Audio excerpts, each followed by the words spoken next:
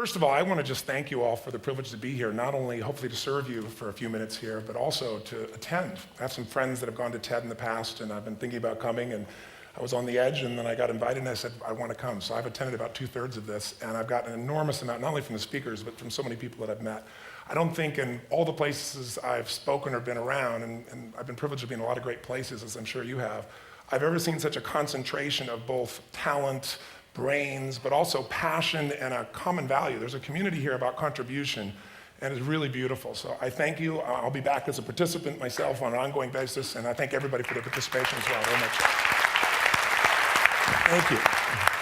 I have to tell you, I'm both challenged and excited. My excitement is I get a chance to give something back. My challenge is the shortest seminar I usually do is 50 hours. And I'm not exaggerating. I do weekends, and what I do more than that, obviously, coach people, but I'm into immersion, because how'd you learn language? You didn't learn it by just learning principles. You got in it, and you did it so often that it became real. And my stuff isn't pre-programmed. You know, something happens in the room, I ask a question, and I play off what's going there. And 17 minutes, that's not going to happen. I know we're going to put the principles across, and I'm beyond respectful to the format. I've gotten great value from it, although Lisa Randall, I felt very tough for how to explain Einstein's theories in 18 minutes. To make sure that you're served, though, because I really came here to serve, is I put some tapes in your box, but I want you to know that if you want to use net time, I call it no extra time, to learn some of these things and use them at a deeper level, if you call my office and you're from TED, you're on the list, you can get any product I have, there's no charge for it. And if you ever want to come to a seminar, I'd love to have you as my guest as well for something in more depth. So my gift to you, please. Thank you. Thank you. So the race begins. I've probably put a lot in here because I really want to try and serve you, and I hope it doesn't just sound like philosophy since we can't do the interaction at the same level, although I hope you'll participate with me a bit.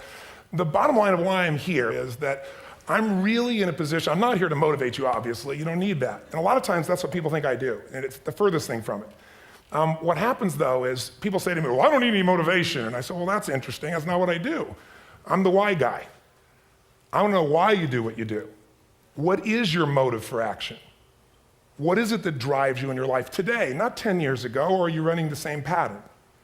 Because I believe that the invisible force of internal drive activated is the most important thing in the world. I'm here because I believe emotion is the force of life. All of us here have great minds. You know, most of us here have great minds, right? I don't know if I'm in the category, but we all know how to think. And with our minds, we can rationalize anything, we can make anything happen. We can, I agree with what was described a few days ago about this idea that people work in their self-interest, but we all know that you don't work in your self-interest all the time. Because when emotion comes into it, the wiring changes in the way it functions. And so it's wonderful for us to think intellectually about how the life of the world is, and especially those who are very smart. We can play this game in our head, but I really want to know what's driving you, and what I'd like to maybe invite you to do by the end of this talk is explore where you are today for two reasons. One, so that you can contribute more. And two, so that hopefully we can not just understand other people more, but maybe appreciate them more and create the kinds of connections that can stop some of the challenges that we face in our society today. They're only going to get magnified by the very technology that's connecting us, because it's making us intersect. And that intersection doesn't always create the view of everybody now understands everybody and everybody appreciates everybody. So I've had an obsession basically for 30 years. And that obsession has been what makes the difference in the quality of people's lives? What makes a difference in their performance? Because that's what I got hired to do. I got to produce the result now. That's what I've done for 30 years. I get the phone call when the athlete is burning down on national television and they were ahead by 5 strokes and now they can't get back on the course. And I got to do something right now to get the result or nothing matters. I get the phone call when the child is going to commit suicide, and I got to do something right now. And in 29 years, I'm very grateful to tell you I've never lost one in 29 years. It doesn't mean I won't someday, but I haven't done it. And the reason is an understanding of these human needs that I want to talk to you about. So when I get those calls about performance, that's one thing, like how do you make a change? But also, I'm looking to see what is it that's shaping that person's ability to contribute, to do something beyond themselves. So maybe the real question is, I look at life and say there's 2 master lessons. One is there's the science of achievement, which almost everyone in this room has mastered to an amazing extent. That's how do you take the invisible and make it visible, right? How do you take what you dream about and make it happen, whether it be your business, your contribution to society, money, whatever it is for you, your body, your family. But the other lesson of life that is rarely mastered is the art of fulfillment. Because science is easy, right? We know the rules, you write the code, you follow those, and you get the result. Once you know the game, you just, you up the ante, don't you? But when it comes to fulfillment, that's an art. And the reason is it's about appreciation and it's about contribution. You can only feel so much by yourself. So I've had an interesting laboratory to try to answer the question of the real question, which is, what's the difference in somebody's life if you look at somebody like those people that you've given everything to, like all the resources they say they need. You gave them not a $100 computer, you gave them the best computer. You gave them love, you gave them joy, you were there to comfort them. And those people very often, and you know some of them I'm sure, end up the rest of their life with all this love, education, money, and background, spending their life going in and out of rehab. And then you meet people that have been through ultimate pain, psychologically, sexually, spiritually, emotionally abused, and not always, but often they become some of the people that contribute the most to society. So the question we got to ask ourselves really is, what is it? What is it that shapes us? And we live in a therapy culture. Most of us don't do that, but the culture is a therapy culture. And what I mean by that is the mindset that we are our past. And everybody in this room, you wouldn't be in this room if you bought that theory, but most of society thinks biography is destiny. The past equals the future. And of course it does if you live there. But what people in this room know, and what we have to remind ourselves though, because you can know something intellectually, you can know what to do and then not use it, not apply it. So really what we got to remind ourselves is decision is the ultimate power. That's what it really is. Now, when you ask people, you know, have you failed to achieve something? How many have ever failed to achieve something significant in your life? Say aye. Thanks for the interaction on a high level there. But if you ask people, why didn't you achieve something? Somebody who's working for you, you know, or a partner, or even yourself, and you failed to achieve a goal, what's the reason people say they failed to achieve? What do they tell you? Tell me. Come on, out loud. Didn't know enough, didn't have the knowledge, didn't have the money, didn't have the time, didn't have the technology, you know, I didn't have the right manager, didn't have the Supreme Court.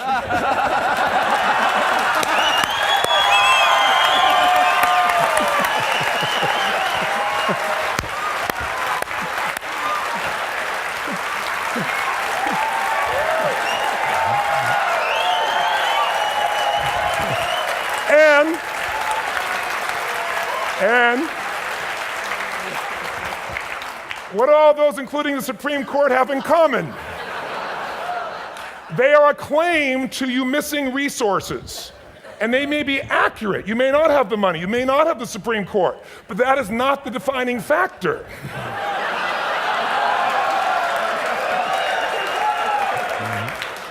And you correct me if I'm wrong. The defining factor is never resources, it's resourcefulness. And what I mean specifically, rather than just some phrase, is if you have emotion, human emotion, something that I experienced from you day before yesterday at a level that is as profound as I've ever experienced, and if you'd communicated with that emotion, I believe you would have won.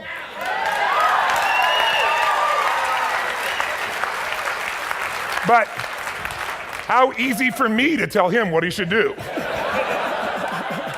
Idiot, Robbins.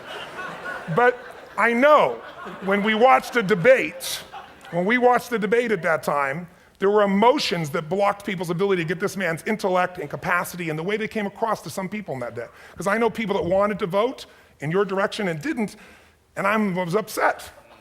But there was emotion that was there. How many know what I'm talking about here? Say aye. So emotion is it, and if we get the right emotion, we can get ourselves to do anything. We can get through it. If you're creative enough, playful enough, fun enough, can you get through to anybody, yes or no? If you don't have the money, but you're creative or determined enough, you find the way. So this is the ultimate resource, but this is not the story that people tell us, right? The story people tell us is a bunch of different stories. They tell us we don't have the resources, but ultimately, if you take a look here, flip it up if you would. They say, what are all the reasons they have in common? We've said that. Next one, please. He's broken my pattern. But I appreciated the energy, I'll tell you that. What determines your resources? We've said decisions shape destiny, which is my focus here. If decisions shape destiny, what determines it is 3 decisions. What are you going to focus on? Right now, you have to decide what you're going to focus on. In this second, consciously or unconsciously, the minute you decide to focus on something, you got to give it a meaning. And whatever that meaning is produces emotion. Is this the end or the beginning? Is God punishing me or rewarding me, or is this the roll of the dice? And emotion then creates what we're going to do, or the action. So think about your own life, the decisions that have shaped your destiny. And that sounds really heavy, but in the last 5 or 10 years, 15 years, haven't there been some decisions you've made that if you made a different decision, your life would be completely different? How many can think of one, honestly? Better or worse? Say aye. So the bottom line is maybe it was where to go to work, and you met the love of your life there. Maybe it was a career decision. I know the Google geniuses I saw here. I mean, I understand that their decision was to sell their technology at first. What if they made that decision versus to build their own culture? How would the world be different? How would their lives be different? Their impact. The history of our world is these decisions. When a woman stands up and says, no, I won't go to the back of the bus, she didn't just affect her life. That decision shaped our culture. Or someone standing in front of a tank. Or being in a position like Lance Armstrong and someone says to you, you got testicular cancer. That's pretty tough for any male, especially if you ride a bike. Right? You got it in your brain, you got it in your lungs. But what was his decision of what to focus on? Different than most people. What did it mean? It wasn't the end, it was the beginning. What am I gonna do? He goes off and wins 7 championships he never won once before the cancer because he got emotional fitness, psychological strength. That's the difference in human beings that I've seen of the 3 million I've been around, because that's about my lab. I've had 3 million people from 80 different countries that I've had a chance to interact with over the last 29 years. And after a while, patterns become obvious. You see that South America and Africa maybe connect in a certain way, right? Other people say, oh, that sounds ridiculous. It's simple. So what shaped Lance, what shapes you? 2 invisible forces, very quickly. 1, state. We all have had times. Have you had a time you did something and after you did it, you thought to yourself, I can't believe I said that. I can't believe I did that. That was so stupid. Who's been there? Say aye. Have you ever done something after you do it, you go, that was me. Right? It wasn't your ability, it was your state. I should be able to change that quickly, but what I want to finish with quickly here is your model of the world is what shapes you long term. Your model of the world is the filter. That's what's shaping us. That's what makes people make decisions. We want to influence somebody, we gotta know what already influences them. And it's made up of 3 parts, I believe. First, what's your target? What are you after? Which I believe it's not your desires. You can get your desires to goals. How many of you got a goal or desire and thought, is this all there is? How many have been there? Say aye. So it's needs we have. I believe there are 6 human needs. Second, once you know what the target that's driving you is and you uncover it for the truth, you don't form it, you uncover it. Then you find out what's your map. What's the belief systems that are telling you how to get those needs? Some people think the way to get those needs is destroy the world. Some people is to build something. Create something, love someone. And then there's the fuel you pick. So very quickly, 6 needs, let me tell you what they are. First one, certainty. Now these are not goals or desires, these are universal. Everyone needs certainty that they can avoid pain, at least be comfortable. Now how do you get it? Control everybody, develop a skill, give up, smoke a cigarette. And if you got totally certain, ironically, even though we all need that, like if you're not certain about your health or your children or money, you don't think about much more. You're not sure the ceiling's gonna hold up, you're gonna listen to any speaker. But while we go for certainty differently, if we get total certainty, we get what? What do you feel if you're certain? You know what's gonna happen, when it's gonna happen, how it's gonna happen. What would you feel? Bored out of your mind. So God, in her infinite wisdom, gave us a second human need, which is uncertainty.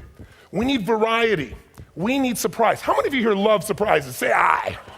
You like the surprises you want. The ones you don't want, you call problems, but you need them.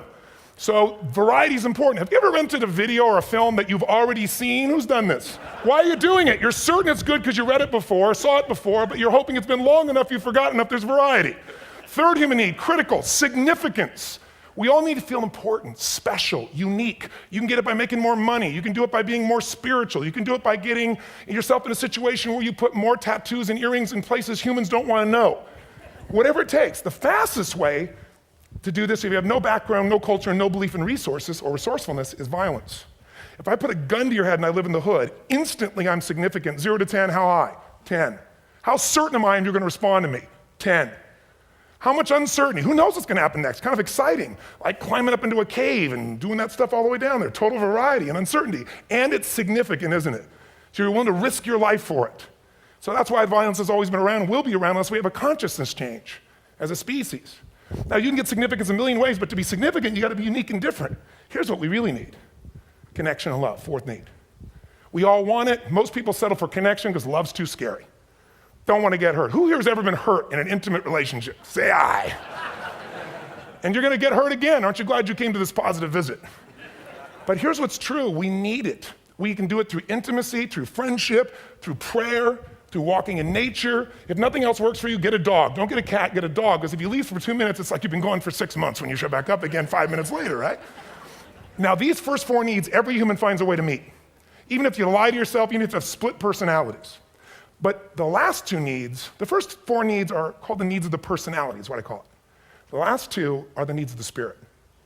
And this is where fulfillment comes. You won't get fulfillment from the first 4. You'll figure a way, smoke, drink, do whatever, meet the first 4. But the last 2, number 5, you must grow. We all know the answer here. If you don't grow, you what? If a relationship's not growing, if a business is not growing, if you're not growing, it doesn't matter how much money you have, how many friends you have, how many people love you, you feel like hell. And the reason we grow, I believe, is so we have something to give of value. Because the sixth need is to contribute beyond ourselves. Because we all know, corny as it sounds, the secret to living is giving.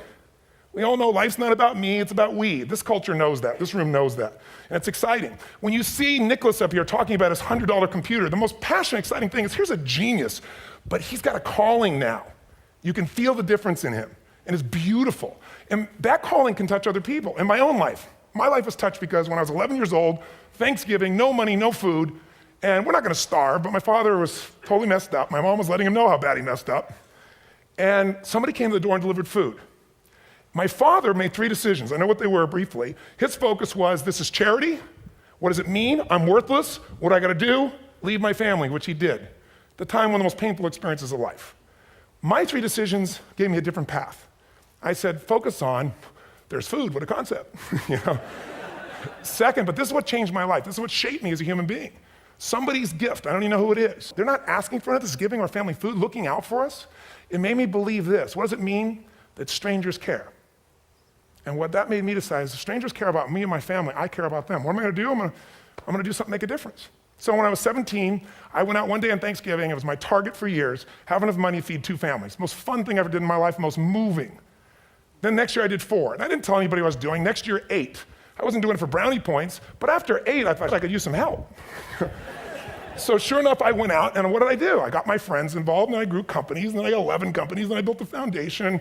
Now, 18 years later, I'm proud to tell you, last year we fed 2 million people in 35 countries through our foundation, all during the holidays, Thanksgiving, Christmas, in all the different countries around the world. It's been fantastic. Thank you. So I don't tell you that to brag, I tell you because I'm proud of human beings because they get excited to contribute once they've had the chance to experience it, not talk about it. So finally, I'm about out of time, the target that shapes you, here's what's different about people. We have the same needs, but are you a certainty freak? Is that what you value most, or uncertainty? This man here couldn't be a certainty freak if he climbed through those caves. Are you driven by significance or love? We all need all 6, but whatever your lead system is tilts you in a different direction. And as you move in a direction, you have a destination or destiny. The second piece is the map. Think of that as the operating system tells you how to get there. And some people's map is, I'm gonna save lives even if I die for other people, and they're a fireman. Somebody else says, I'm gonna kill people to do it. They're trying to meet the same needs of significance, right? They want to honor God or honor their family, but they have a different map. And there are 7 different beliefs. I can't go through them because I'm done. The last piece is emotion. I say one of the parts of the map is like time. Some people's idea of a long time is 100 years. Somebody else says is 3 seconds, which is what I have.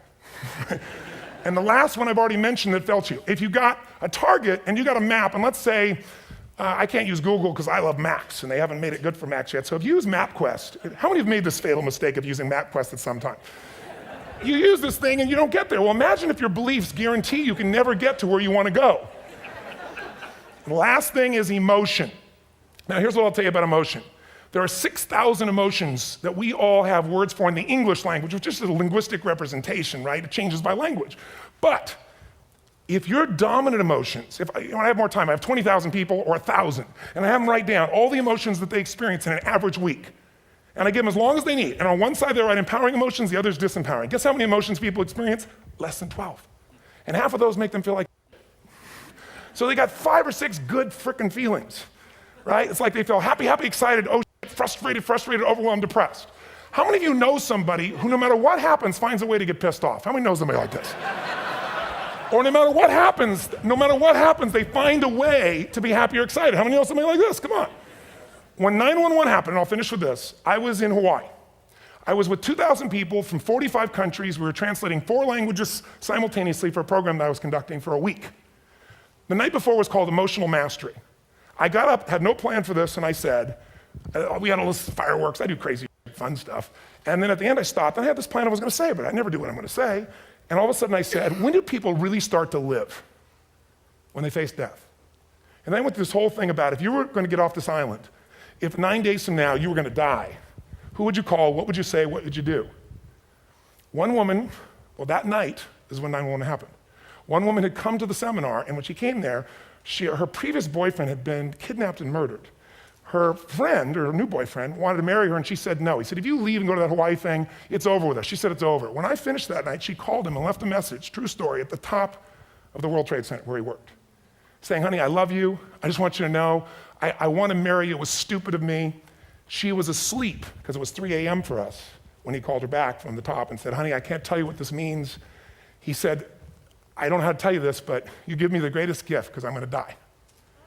And she played the recording for us in the room. She was on Larry King later. And he said, you're probably wondering how on earth this could happen to you twice. And he said, all I can say to you is, this must be God's message to you, honey. From now on, every day, give your all, love your all. Don't let anything ever stop you. She finishes, and a man stands up and he says, I'm from Pakistan, I'm a Muslim. I'd love to hold your hand and say I'm sorry, but frankly, this is retribution. I can't tell you the rest because I'm out of time.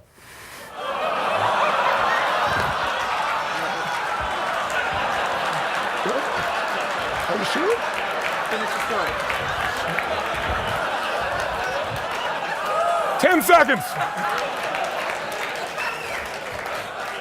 10 seconds. No, I want to be respectful. 10 seconds. All I can tell you is I brought this man on stage with a man from New York who worked in the World Trade Center, because I had about 200 New Yorkers there. More than 50 lost their entire companies, their friends, marking off their Palm Pilots. One financial trader, this woman made of steel, bawling.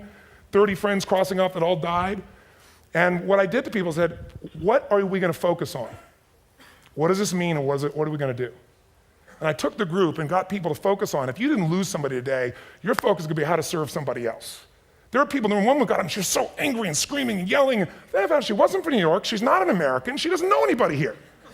I said, you always get angry? She said, yes. Guilty people got guilty, sad people got sad. And I took these two men and did what I call an indirect negotiation.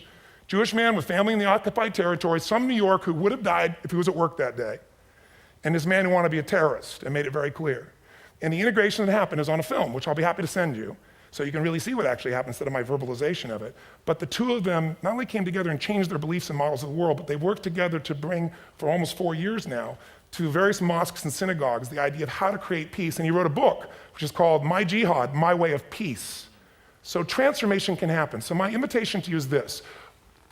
Explore your web, the web in here. The needs, the beliefs, the emotions that are controlling you, for 2 reasons. So there's more of you to give. Yeah, achieve too. We all want to do it, but I mean give, because that's what's going to fill you up. And secondly, so you can appreciate, not just understand, that's intellectual, that's mind, but appreciate what's driving other people. It's the only way our world's going to change. God bless you. Thank you. I hope this will serve. Tony Robbins.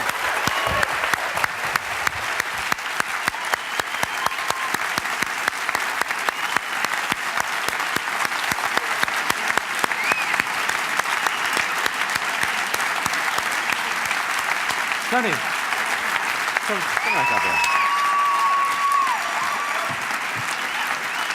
You gotta just recognize it. Thank you very much. Thank you.